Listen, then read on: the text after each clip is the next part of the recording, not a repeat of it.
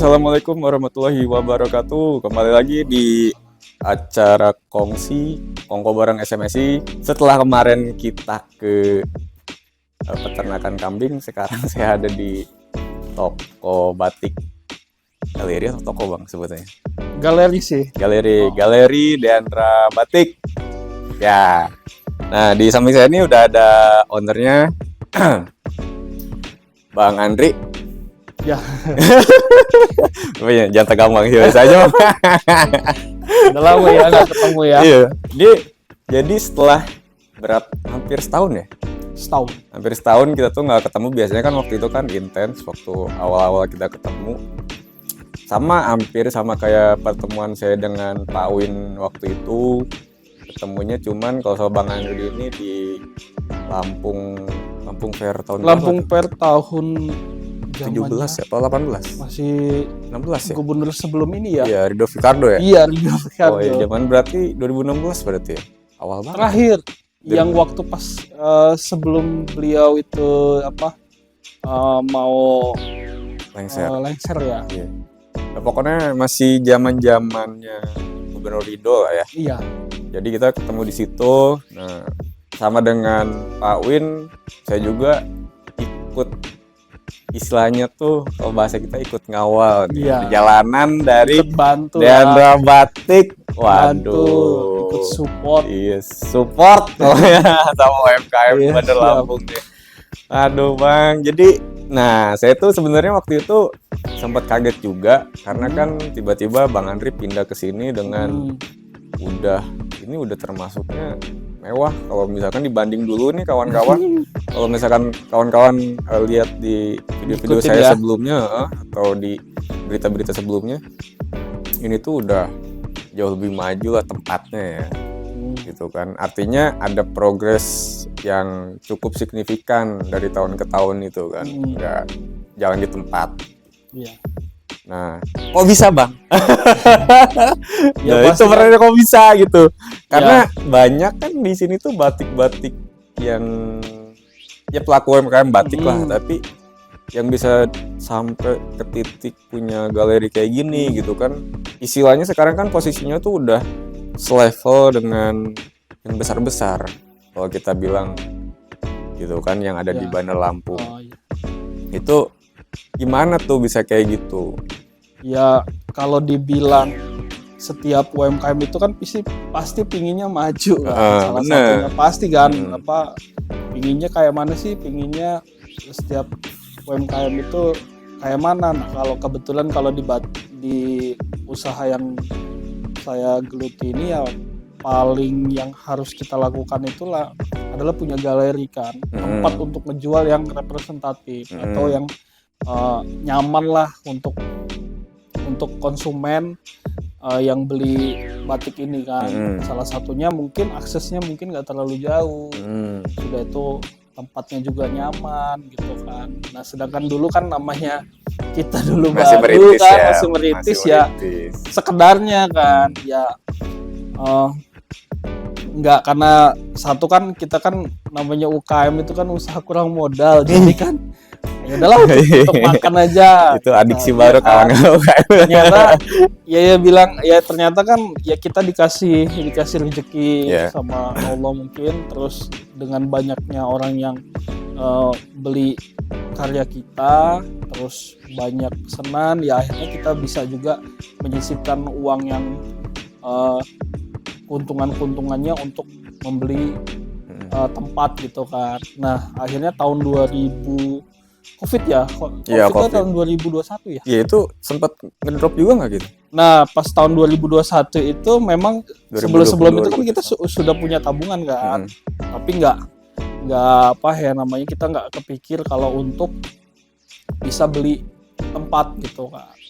Nah ketika COVID waktu itu ya cukup lumayan ngedrop, tapi nggak lama, sekitar berapa bulan ya, 3 bulan 4 bulan pertama deh. Memang agak berat karena biasanya banyak pesanan gitu stop ya. Kan ya kan akhirnya waduh gimana ini, bingung juga kan. Tapi ya memang saya tuh waktu pas COVID itu memang punya kebijakan dan sama istri gitu kan. Jangan sampai karyawan-karyawan ini kita rumahkan gitu kan. Kalau bisa mereka tetap kerja walaupun kita kurangi pekerjaan. Dan memang kita cover itu Mas. Jadi selama 1 bulan 2 bulan itu memang kita cover pakai dana pribadi, memang uang tabungan supaya mereka tuh tetap bekerja. Karena kan suaminya juga kan otomatis kan kena terdampak gitu kan. Nggak hanya dari kitanya, tapi itu ya alhamdulillahnya mungkin Allah tuh ngasih rezeki di sana kan. Kita juga membantu orang, akhirnya kita juga dibantu. Nah pasca penetapan new normal itu, nah pemesan itu malah tambah banyak Mas, tambah banyak banget ininya pesanan itu sampai nggak kepegang akhirnya kan, sampai lembur-lembur gitu kan. Nah ya itulah dari situ kita memutuskan untuk ngambil tempat ini kan. Jadi kalau orang itu kan kena bantainya, istilahnya kena bantainya tuh lama banget. Kalau kita malah nggak lama, malah ketiban durian ya. Salah satunya gini, kenapa sih kita itu mungkin nggak terdampak banget? Karena kan sebelum dari orang-orang itu ketika pas COVID itu udah main digital marketing kan. Jadi kan orang kaget, waduh harus nih saya punya Instagram, harus nih saya punya media sosial, harus nih saya harus promosi di WhatsApp begini-begini kan. Sedangkan dulu kan orang kan offline, orang datang langsung ibaratnya gitu kan. Nah ketika ditumbur nggak bisa bertatap muka, kita nggak bisa langsung ketemu sama orang, otomatis kan yang berjalan kan media sosial dong. Media sosial, sudah itu Instagram gitu kan, terus melalui WhatsApp gitu kan. Nah di saat itulah si kami itu mungkin karena media sosialnya sudah duluan itu kan, jadi kan lebih mudah gitu. Udah kan. ready duluan. Iya, sudah ready duluan gitu kan. Sedangkan yang teman-teman yang lain, UMKM yang lain mungkin baru mulai ketika pas COVID itu gitu kan. Jadi kan nambahin followernya lama, bikinnya lama. Sedangkan kita sudah berjalan gitu kan. Artinya kalau ini kita tuh harus dituntut untuk ngikutin zaman banget ya, supaya bisa struggle di segala ini. Iya. Supaya nggak kaget gitu kan. Benar. Nah setelah itu Bang, kalau kita kan sempat pakai uang pribadi tuh, tabungan. Terus ada yang dikurangin nggak dari pegawai kita? Enggak, alhamdulillah kita malah ketika udah penetapan new normal itu yang pemesanan tadi banyak, kan akhirnya malah nambah lagi. Nambah yang tadinya cuman berapa belas orang gitu ya, terus nambah sampai 26 sampai sekarang hampir 40 sekarang. Itu untuk bagian apa aja? Ya beda-beda. Dia kan ada, kalau di sini kan sebutannya tim ya. Ada yang tim yang gambar, tim membatik, tim mewarnai, dan ada tim juga yang penguncian warna. Jadi dibagi-bagi gitu. Nah selama perjalanan dari 2016 ya, 2016 itu kan pasti jatuh bangunnya nggak di COVID aja tuh. Semakin, kalau kata orang tuh semakin tinggi tuh semakin banyak cobaan. Sirik lah, ada yang coba menjatuhin itu. Ada nggak tuh Bang kayak gitu Bang? Ya kalau kayak gitu sih sebenarnya mungkin ada aja lah ya, di dalam usaha itu pasti ada aja. Tapi yang pasti gini, kalau saya pribadi sih saya nggak mau terlalu musingin orang lain gitu kan, dengan kondisi kita aja, kerjaan kita aja udah bikin pusing kan, apalagi dengan hal yang tadi itu. Mungkin kayak orang itu kan kadang berpikir kompetitor musuh gitu. Kalau saya sih berpikirnya kalau ada kompetitor itu berarti kita harus bikin sesuatu yang beda dari si kompetitor. Jadi kan menciptakan konsumen juga yang berbeda dengan dia gitu. Jadi salah satunya kita punya ciri khas. Yang begini batik kita. Tanpa kita istilahnya menjelekkan kompetitor istilahnya. Kita sudah punya segmen pasar tersendiri gitu kan. Jadi ya nggak perlu takut ada kompetitor yang gede, bahkan yang kecil nggak apa-apa. Justru kita juga kan dulu dari nol, dari kecil kan, dari yang bukan siapa-siapa gitu kan, sampai kita setahap ini gitu kan. Itu kan memang karena kita mempunyai ciri khas itu sih. Kalau kita penetrasinya kemana aja bang? Maksudnya Penjualan, penjualannya itu produksi promosinya ya, kemana aja? Apakah ada campur tangan pemerintah juga enggak? Atau misalkan kebantu sama BUMN enggak? Karena kan kalau yang kemarin tuh yang Pawin tuh, yang susu kambing itu dia BUMN ikut juga, Pemdanya support juga gitu. Nah itu kalau kita ini kan istilahnya jadi ini juga kan? Iya, karena buat tangan benar juga. Jadi kalau batik ini memang segmentasinya itu enggak pasti ya, pasti itu kan segmentasinya orang yang kerja, salah satunya PNS, terus pegawai BUMN, pegawai bank, dan lain-lain lah, pokoknya yang diwajibkan memang memakai batik gitu kan. Nah, ya pasti kalau dari dukungan dari semua lini itu pasti, kayak dari pemerintah, dari BUMN, terus saya siapa aja deh, yang penting masih membawa positif ya buat si genre batik gitu kan. Dari media juga kan, teman-teman wartawan, terus teman-teman ada yang youtuber ya, siapa aja deh, yang penting dia mempromosikan kerajinan lokal ya, apalagi ini kan kerajinan kita ini kan Provinsi Lampung. Iya, kan memang bisa ngangkat ini juga kan. Iya, benar. Jadi buat tangannya Lampung juga, jadi ada ciri khas gitu batik-batiknya. Kalau kayak di Bandung tuh ada apa namanya yang kayak awan tuh sebutannya? Ini batik, aku lupa lagi. Itu kan, adalah yang kayak awan gitu kan. Iya, Megamendung. Megamendung, benar. Megamendung. Kalau di Jawa sana tuh biasanya corak-corak gitu kan. Baik sih, makanya kalau di sini sih, kenapa sih dari dulu lah, ya kan Mas Ridho. Kalau kita ada ciri khas kayak gitu juga nggak sih? Maksudnya dibikin mungkin yang ada gajah atau apa gitu kan? Ya Mas Ridho tau lah, dari pas pertama kali kita ketemu, dari tahun yang waktu Lampung Fair itu, ciri khas si genre batik itu apa sih? Pasti ada kopinya. Sampai saat ini coba dilihat, pasti masih ada gitu kan. Walaupun kata orang, oh ini kopi kan punya siapa, punya apa namanya, nggak kita bisa mengklaim gitu kan, ini punya itu. Ya kalau saya terserah lah gitu, tapi memang karena mungkin saya dulu basicnya memang petani kopi, orang tua, dan saya juga petani kopi, jadi ya seneng aja gitu kan. Gambar di dalam batik itu ada kopinya itu karena seneng gitu. Kalau emang di sini emang ada cara khusus nggak sih yang kalau dari yang untuk ngebedain kayak batik Jawa Barat, Jawa Timur, Lampung nih apa kalau untuk coraknya? Kalau coraknya pasti kan Lampung itu kan kayak ciri khasnya pasti ada sigelnya kan. Terus banyak lah yang ciri-ciri khasnya Lampung, komoditinya kayak tadi saya bilang ada kopi. Terus sekarang ada aksara Lampungnya, kita masukin juga, kita tuangin di dalam kain. Terus ada juga kayak hewan-hewannya, gajah, badak, dan macam-macam sih Mas.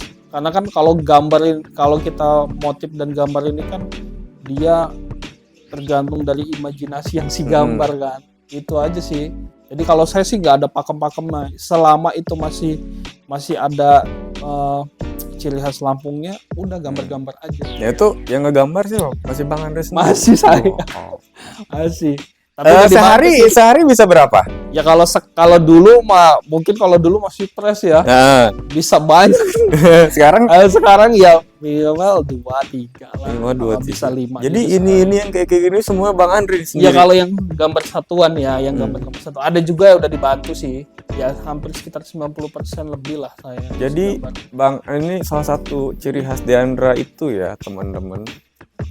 Bang Andri ini bisa bikin gambar sesuai dengan apa yang kita mau, sesuai dengan apa yang di request. Jadi dulu ada untuk dokter tuh yang ada gambar tulangnya, ada gambar apanya, terus ada yang gambar lebah gitu. Iya ada. Tapi tetap si batiknya itu nggak hilang, vibes batiknya itu tetap ada. Nah idenya tuh dari mana tiba-tiba? Cobain lah tulang gitu. Ya sebenarnya kalau yang tadi kan by request, kayak tulang apa itu kan karena by request. Tapi kalau yang kayak yang gambar-gambar biasa itu ya sekarang seketemunya aja.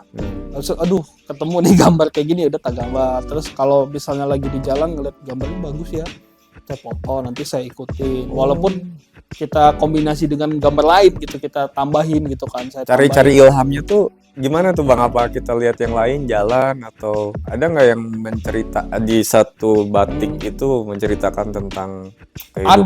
Ada waktu itu pas gambar yang kayak Bukit Barisan, terus Krakatau, terus ada juga yang topeng ya. Kalau yang kemarin ada festival topeng itu. Oh iya, bikin juga kemarin? Ada, udah banyak sebenarnya yang sana-sana itu udah banyak. Ya saya bilang tadi akhirnya kan karena kita terlalu setiap hari gambar itu kan udah kehabisan ide cerita juga. Iya, ada juga titik kan. jenuhnya ya. Iya, Bukan ada jenuh juga. sih sebenarnya, lebih ke idenya Apalagi gitu stuck gitu ya. Ya apalagi. Ya tapi saya bilang tadi ya, beruntungnya batik tulis ini jadi gabungan dari tiga proses kan. Penggambar, si penggambar itu hanya menggambar yang ini yang awal saja, misalnya gambar-gambar yang besar. Nanti yang melanjutkan itu si pembatik. Jadi yang gambar-gambar kecil yang untuk mempercantiknya itu si pembatik. Nah, setelah nanti pembatiknya selesai, baru proses pewarnaan. Nah, si pewarnaan ini yang bikin cantik gitu kan. Kalau dia pewarnaannya bagus, pewarnaannya dia sesuai dengan kombinasinya gitu kan, lebih bagus lagi. Ada lagi setelah itu proses lagi, misalnya yang 2 kali warna dan 2 kali pembatikan itu bisa lagi lebih mewah ya kayak di belakang ini. Ini berapa kali warna? Ini yang 2 kali warna, 2 kali pewarnaan. Agak gelap ya? Iya. Agak gelap, tapi ada juga sih sebenarnya seneng yang gelap-gelap kayak gini. Gitu iya, kan? Jadi yang segmen yang begini-begini kan orang, ya saya sih berharapnya orang itu sekarang, orang Lampung itu jangan terlalu berpikirnya gitu. Ya kaku, misalnya batik Lampung itu hanya untuk kerja. Sebenarnya bisa untuk pakai pesta juga sih gitu kan. Dengan cara diwarnanya kan ya nggak terlalu ngejreng. Misalnya warnanya juga masih soft tapi walaupun ngejreng tapi nggak terlalu mencolok gitu kan. Nah makanya kita bikin yang segmen yang begini gitu kan. Kalau yang untuk harganya apa Bang? Oh di Diandra Batik ini? Kalau untuk harga sih mulai dari 300.000 dia. Itu yang tulis? Tulis semua di sini full tulis dia. Kalau misalkan ada yang mau mesen yang printing gitu? Printing bisa? Ya printing itu hanya pesanan aja. Pesanan aja ya? Tapi memang harus ada sesuai ada minimal order. Berapa tuh Bang kalau misalkan nanti kawan-kawan minimal order itu kalau batik print itu sekitar 50 potongan lah. 50 potong? Iya. Jadi kalau misalkan mau order minimal 50 potong itu di harga berapa Bang biasanya? Kalau harga nanti menyesuaikan dari warna. Oh. Warnanya berapa banyak gitu kan. Tapi si range harga itu kalau ininya dari 130.000-an sampai ke atas. 130.000 sampai tak print ya. Sampai tak terbatas guys harganya. Enggak juga sih, kadang kan kalau dia warna terlalu banyak juga kan norak ya. Kalau warnanya sampai 5-6 itu norak juga sih kalau kata saya. Batik itu sebenarnya 3-4 warna itu udah bagus.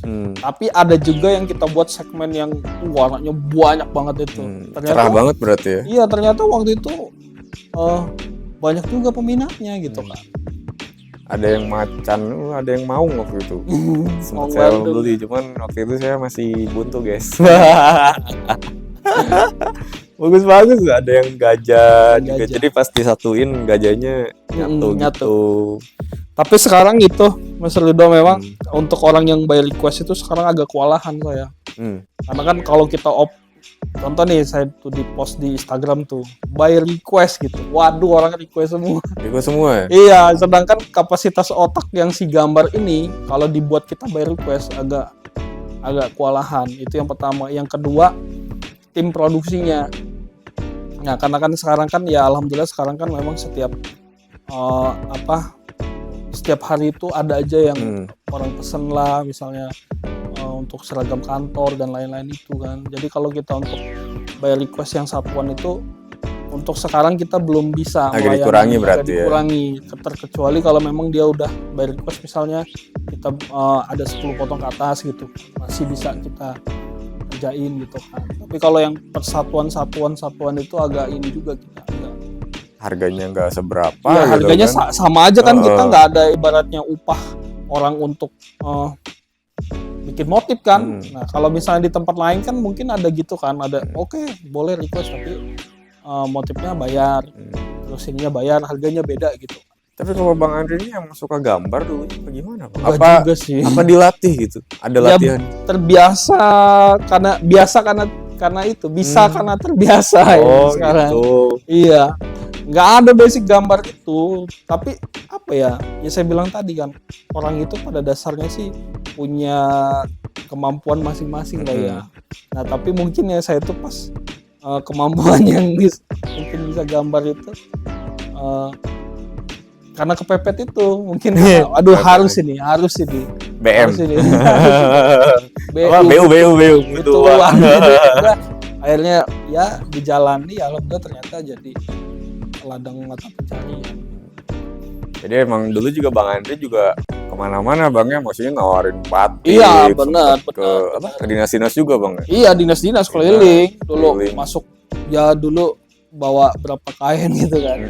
Satu tas itu kan keliling nawarin ke kantor-kantor. Sempat ada yang ngeremehin gak sih dulu? Hah? Pas awal perjalanan sempat ada yang ngeremehin gak? Iya pasti dong. Iya kan, karena kan kita sama aja kayak PKL kan, pedagang kaki lima kan, masuk-masuk ngetok-ngetok. Assalamualaikum Bu, kita mau kenalin ini. Oh nggak ada, nggak perlu gini-gini. Ada yang Sampai tulis kayak gitu? ya pastilah, kita kan nggak ini kan, namanya masuk ke kantor kan. Ada yang langsung nawarin apa, ada yang ya namanya karakter manusia kan beda-beda kan. Ada yang memang tidak terima apa namanya tulisan tuh Ya dikasih gitu misalkan. gitu kan, ada kan yang ditempelin di pintu itu kan. Ya kita juga sadar diri ya, tapi itu tadilah bagian itu tadi ya, perjuangan ya, proses gitu kan. Masih ya sampai saat ini ya kita ngelihat, ya saya bilang tadi udah sampai saat ini, terus orang sekarang nggak perlu kita keliling, orang udah datang, terus bisa lewat WhatsApp, media sosial dan lain-lain. Dan langganan-langganan yang dari zaman bahela itu sampai sekarang ya alhamdulillah masih komunikasi Masih gitu kan. ini ya, apa balik lagi Masih alhamdulillah repeat order gitu kan. Ya itu saya bersyukur banget lah. Terima kasih juga ke semua konsumen yang memang loyal terhadap kami gitu kan. Wih, ini Bang, kalau gitu misalkan ada yang mau mesen nih, datangnya kemana nih? Karena kan udah baru nih sekarang. Mana nih alamatnya? Sebenarnya ini udah setahun setengah ya. Apa-apa, jadi kan siapa tahu ada. Ya, tapi memang waktu itu minta tolong ya, minta tolong gitu kan. Iya, belum kesampaian. Ya, lupa jadi udah posting aja di Instagram gitu kan. Kadang ada yang kelabasan kan. Sampai sana juga. Iya, kelabasan. Lu udah pindah, iya udah berapa tahun ya di situ, udah 2 tahun ternyata. Udah balik lagi. Ya kalau tempatnya Instagram, WhatsApp. Iya, kalau terus ada webnya apa enggak atau gimana? Kalau di alamatnya sih Jalan Garuda B8 nomor 12A Beringin Raya Kemiling. Jadi kalau misalnya nggak mau pusing ya Google Map aja lah dia. Google Map langsung ya. Kalau Instagramnya apa? Instagramnya Deandra Batik, @deandra_batik Lampung. Itu Instagram WA-nya? WA-nya 0813 7376 9361. Itu jadi untuk teman-teman nih, kalau nanti tiba-tiba ini muncul di beranda teman-teman yang ditonton, bisa langsung beli ke situ dan dijamin. Soalnya saya juga punya di rumah. Bagus emang, nggak lama ya. Iya, bagus lah. Maksudnya bagus bukannya saya nggak berani ngomong jelek, tapi emang bagus gitu. Dia punya ciri khas. Kalau teman-teman, kalau saya sih udah merhatiin ya, kalau misalkan ada yang ya kalau ada yang sigernya unyu, nah ini pasti tangannya udah tahu nih. Iya. Kelihatan di sigernya. Sekarang kan banyak juga yang tumbuh kompetitor yang baru ya, itu bagus banget lah ibaratnya buat kita. Persaingan sehat. Ya, persaingannya sehat. Jadi kita semakin dituntut harus semakin kreatif gitu kan. Inovatif, gali ide. Iya, paling itu sih. Oke lah kalau gitu. Ya intinya dibalik kesuksesan ini bisa dihitung sukses. Ini udah punya rumah galeri kayak gini. Ini udah nambah lah sekarang. Anak buah udah nambah. Ya udah sih alhamdulillah. Masih terus berjuang lah intinya gitu. Ya ada proses yang tidak bisa kita hilangkan. Jadi nggak semuanya instan, nggak semuanya tiba-tiba blek gitu kan. Aneh juga kan tiba-tiba jatuh duit 1 M jadi bayarnya kan nggak mungkin gitu kan. Nah, ya intinya kalau dulu Pak Win diketawain susu kambingnya karena dia nanam pohon pinggir jalan. Kalau Bang Andre ini harus ngetok-ngetok pintu. Itu kan nawarin masuk ke ini nawarin batik gitu kan. Istilahnya urat malunya udah putus lah gitu. Yang penting gimana dagangan gua nih ya karena kebutuhan gitu kan. Ya. Jadi ya harus. Iya, nah itu yang kedua harus punya ini apa namanya? Harus terdesak dulu kayaknya. Kayaknya sih gitu. Ya orang tuh kalau terdesak ya udah apa aja dilakuin harus gitu kan. Dan yang pasti kita harus punya ini ya kreativitas yang beda dengan yang lain, jangan sama. Harus punya ciri khas ya, apapun usahanya ya berbeda, lebih baik berbeda sedikit daripada sama aja gitu kan. Iya gitu, itu sih kuncinya sih. Ya. Udah kalau gitu teman-teman kongsi di rumah mungkin kita akhiri dulu pertemuan kita dengan Bang Andre di sini, tapi tetap untuk kawan-kawan yang mau kesini bisa lihat-lihat juga Bang ya. Bisa. Kalau belajar batik bisa nggak Bang sini Bang? Bisa. Kalau belajar batik itu harus ada minimal orang kan. Misalnya kan kalau kayak kita tuh kadang nerima anak-anak sekolah, terus anak-anak yang mahasiswa atau komunitas-komunitas itu sering kita. Waktu di bawah dulu kan tempatnya agak lumayan besar kan, jadi sering. Nah di sini kemarin terakhir itu sekolah Al-Karim kalau nggak salah. Itu Jadi, kita terima. Jadi bisa lah. Jadi untuk teman-teman ada yang pingin tahu, datang aja ke sini, jangan ragu. Terima kasih untuk Bang Andri. Mudah-mudahan makin sukses. Amin ya Allah. Teman-teman jangan lupa ikutin terus video kita. Ada konten-konten lain juga. Dan jangan lupa di subscribe channel YouTube kita. Terima kasih dan sampai jumpa. Dah.